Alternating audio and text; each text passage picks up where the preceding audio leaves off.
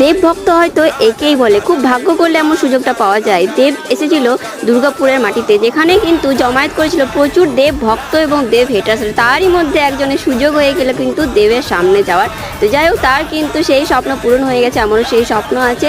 Live কিন্তু দেখতে পেরেছি, কিন্তু এই সামনে যাওয়ার স্বপ্নটা থেকে গেল। হয়তো কোনোদিন পূর্ণ হবে কিংবা পূর্ণ হবে না, তবু স্বপ্ন দেখতে দোষ কি, তাই তো। কিন্তু লাস্টে তোমরা শুনতে পাবে আমার পাশে রীতিমতো কান্না করছিল কিছু জন, যে দেবের সামনে যেতে চাই, সামনে যেতে চাই।